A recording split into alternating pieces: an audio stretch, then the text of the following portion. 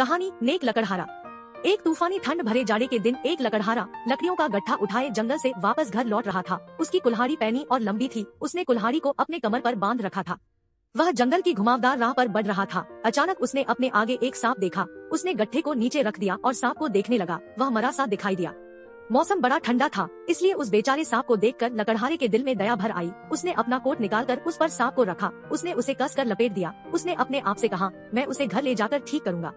उसने अपना गट्ठा पीछे ही छोड़ दिया। उसने सोचा, मैं बाद में आकर इसे ले जाऊंगा। कोट में सांप को बांधे हुए अपने हाथों में उठाकर वह घर की ओर चल पड़ा। जब वह घर पहुंचा, उसका परिवार उत्सुक था कि वह कोट में क्या लपेट कर लाया है। अचरज के साथ उन्होंने पूछा, आप क्या लाए हैं? लकड़हारे को कांपता हुआ देखकर घर वालों ने प्रश्न पूछना छोड़कर उसके लिए अंगीठी जलाई। आग जब तेज जलने लगी तब लकड़हारे को अच्छा लगने लगा। उसने अपनी बेटी की ओर मुड़कर कहा, छोटी, वह कपड़ा जल्दी आग के सामने रख दो। उसकी बेटी ने भागकर वही किया जैसा उसके पिता ने कहा।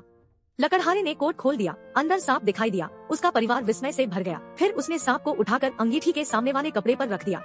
उसकी पत्नी और बच्चे सांप को देख भयभीत हो गए थे, इसलिए उससे कुछ दूरी पर खड़े रहे। बच्चों ने चिल्लाकर कहा, हम उससे डरते हैं, हम उसके करीब नहीं आएंगे पिताजी। शीघ्र ही आग की गर्मी से सांप ठीक हो गया और उसने कुंडली खोल दी। सांप ने अपनी सिर फेर दिया और पास ही खड़े लकड़हारे और उसके परिवार को देखा। अचानक वह रेंगता हुआ कमरे को पार कर बच्चों के पास पहुंचा। उसने अपना फन ऊपर उठाया, अपने दांत दिखाए और वह उस छोटी लड़की को डसने ही वाला था।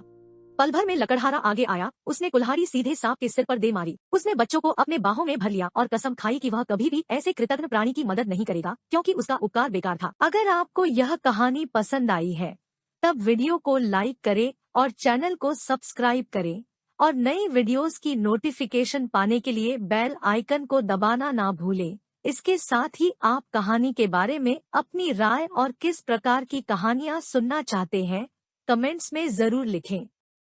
आपके सपोर्ट से हमारा उत्साह बढ़ता है ताकि हम आपके लिए इस तरह की मनोरंजक कहानियां आगे भी लाते रहें।